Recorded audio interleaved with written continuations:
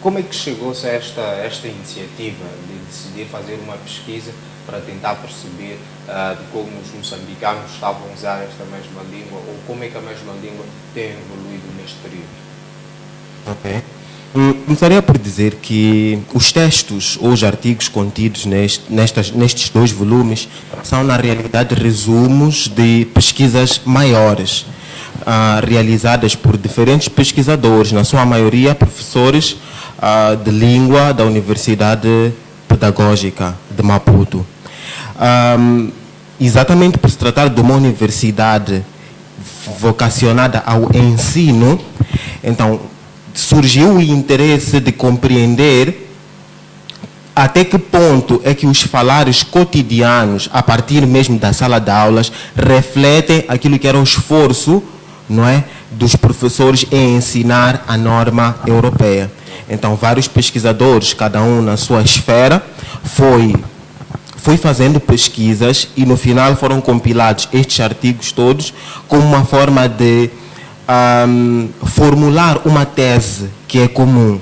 O português moçambicano já é uma realidade e precisa ser padronizado, assim como hoje se fala, por exemplo, no português europeu, no português brasileiro. Então, já é ajustado, já é mais do que tempo de se falar também em português moçambicano. Okay. Bom, gostaria de acrescentar? Sim. Gostaria de acrescentar ao que o Dr. Valério disse. De fato, viu-se a necessidade de fazer pesquisas no sentido de descobrir e descrever as regularidades internas ao sistema linguístico do português moçambicano, não é? Como forma de normativizar, não é? Como forma de estabelecer um determinado padrão de língua portuguesa falada e escrita em Moçambique. Não é? Porque se formos a ver, houve, digamos, há uma concepção errônea, não é? Que é quase generalizada, de que o português, do ponto de vista normativo, é uma língua bicêntrica, o que significa que... Sim, o que significa que é constituída por 2 normas, não é? E pensa-se assim na norma brasileira e na norma europeia, não é? Que é a que se fala em Portugal. Ao passo que, na verdade, esta é uma língua pluricêntrica, não é? É uma língua que comporta vários padrões que estão distribuídos pelo mundo, pelos países em que se fala a língua portuguesa. Okay. Bom, nós quando falamos do português moçambicano, não estaríamos aqui a falar necessariamente do calão. Há esta percepção das pessoas. Vamos falar do português moçambicano, as pessoas geralmente falam o calão, é isso? Não, na realidade passa um bocadinho longe disso. Existe uma teoria, designada teoria da naturalização ou da nativização linguística. Esta preconiza essencialmente que qualquer língua trazida de um contexto sociocultural diferente para um novo destino tende necessariamente a afeiçoar-se à expressão e à dinâmica dessa mesma sociedade. Ou seja, não há a mínima possibilidade de uma língua que foi trazida, no caso a língua portuguesa, que foi trazida para Moçambique, continuar a ser falada como se fala, por exemplo, no continente europeu ou no continente americano, no caso do Brasil em particular. Então, o que está a acontecer é que a língua está a mudar, não é? Conforme muda a sociedade e vai evoluindo.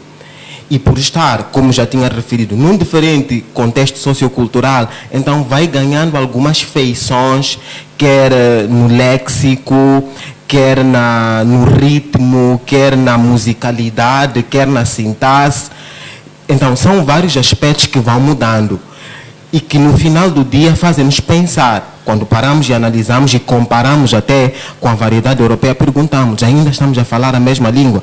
A resposta é sim, mas com feições diferentes, o que já torna necessário repensarmos um novo estatuto para esta variedade que é falada em Moçambique, porque em vários aspectos já se distingue, já se afasta da norma europeia. Agora, é importante frisar que este afastamento não é negativo. Pelo contrário, é um afastamento inevitável até, não é? Exatamente por causa do contexto, da dinâmica da expressão e das outras línguas até com que a língua portuguesa partilha o lugar aqui em Moçambique. Então, é um fenômeno linguístico que poderia ocorrer em qualquer outro país, mas neste contexto estamos a falar da língua portuguesa em Moçambique. Bom, só para adicionar ao que já disse o colega, é importante perceber que essa questão de variação linguística é muito complexa, não é? Existem variedades diatópicas, por exemplo, em diferentes espaços geográficos, a língua é falada de diferentes maneiras. Temos o português falado em Moçambique, é diferente do português falado no Brasil, é diferente do português falado em Portugal. E mesmo em Portugal, a forma como se fala português em Lisboa é diferente da forma como se fala em Madeira. Aqui em Moçambique, a forma como se fala a língua portuguesa em Maputo é diferente da forma como se fala, por exemplo, em Niassa. Não é? Mas esta questão é mais complexa do que isso, porque para além dessas variedades geográficas, existem também as variedades diafásicas e diastráticas. Por exemplo, temos registros linguísticos. Por exemplo, aqui em Moçambique, em diferentes domínios sociodiscursivos, fala-se de diferentes formas. Estando na igreja, não falo da mesma forma que se eu estivesse, por exemplo, numa discoteca. Não é? Estando numa entrevista de emprego, tenho também uma outra forma de falar. Então, essas são variedades diafásicas. E diferentes grupos sociais, também no mesmo contexto geográfico e antropológico, têm também diferentes formas de falar. Não é? A forma como, por exemplo, um grupo de pessoas, digamos assim, economicamente favorecidas, pode ser diferente da forma como os mendigos falam, por exemplo. Não é? Aí estamos a falar das variações diastráticas. Então, é complexo. Bom, nós estamos aqui a dizer que o português, ou a forma como ele está a ser falado atualmente, ou como vem sendo falado, vai ganhando novos contornos. Entretanto, nós temos como padrão para as nossas instituições de ensino, particularmente, o português europeu. Mas está a haver esta modificação, eu prefiro chamar de evolução do próprio português que é falado em Moçambique. Como é que isto pode afetar a academia? Se, por um lado, estamos a ser obrigados, ou temos um padrão que é o português europeu, do outro lado, nós vamos fazendo com que o português evolua. Como é que isto pode afetar a academia? Ok, é uma questão interessante e bastante pertinente. Começaria por dizer que este debate sobre o português moçambicano, sobre a padronização do português moçambicano, está a ser desencadeado pela academia, o que já é um ganho. Eu continuaria dizendo que o que os professores ensinam em sala de aulas é a norma, não é? Mas a academia descreve aquilo que são os falares. Então, desta constatação de que o que a gramática prescreve e o que, no final das contas, os alunos e a demais população reproduz ou produz nos seus falares cotidianos, bem, parece não, há uma grande ou uma ligeira diferença em alguns contextos, grande, noutros menor. Então, isto faz-nos pensar que talvez estejamos a remar contra a maré, ao insistirmos em ensinar a norma conforme reza a gramática. Porque assim que os alunos saem da sala de aulas, os discursos não hão de ser necessariamente similares aos que aprenderam na sala de aulas. Agora, estes discursos que eram tidos como errados, não é? Passam para nós a ter uma outra designação, são desvios, mas que são desvios lógicos, muitas vezes, e que são, na verdade, sintomáticos, indicando que se está perante uma variedade diferente. Então, continuamos a ensinar uma variedade que é totalmente alheia ao nosso contexto, à nossa dinâmica social, ou se adotamos uma nova norma, ou seja, padronizamos uma nova variedade que é comum aos moçambicanos, e então passamos a ensinar essa nova norma, ou a norma moçambicana, nas salas de aula. Okay. Uhum. E como é que isto pode ser encarado? Porque da pesquisa que estive aí a fazer, ainda existem pessoas que não querem esta transição, pensam que estamos aqui a comprometer aquilo que é a qualidade do próprio português. Bem, de fato, há pessoas conservadoras, não é?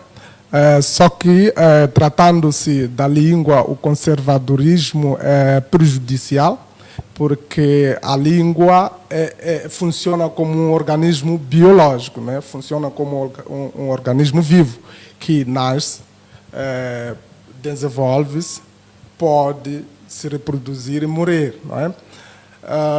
Agora, o fato de uma língua se reproduzir no sentido de criar novas variedades não é um problema em si. Isso até é algo positivo, porque as diferentes variedades enriquecem a língua, não é? E, a padronização é importante. É importante que esses estudos sejam feitos no sentido de descobrirmos e descrever com maior rigor a forma como as pessoas falam e mostrar também as regularidades que estão por detrás disso, não é? De tal maneira que esta variedade moçambicana tenha maior aceitação. E, por parte, a recusa de legitimar esta variedade como sendo uma variedade válida, deriva, de fato, de não haver muitos estudos, não é? Se o português brasileiro alcançou a independência que tem e o reconhecimento que tem ao nível mundial, é porque há vários estudos linguísticos que foram desenvolvidos nesse sentido. Foram criadas gramáticas, foram criados dicionários que depois foram lidos em diversos contextos e as pessoas foram descobrindo que, afinal de contas, esta língua existe e funciona de forma independente e foi assim alcançando a independência desejada. E para que o português seja licenciado como sendo nosso, ele deve se naturalizar. Naturalizar-se é se tornar, a partir do momento em que tem até falantes nativos, e depois com todas as transformações que vão decorrendo e vão sendo descobertas, essas transformações e descritas e vão sendo conhecidas pelas pessoas ao nível nacional e internacional.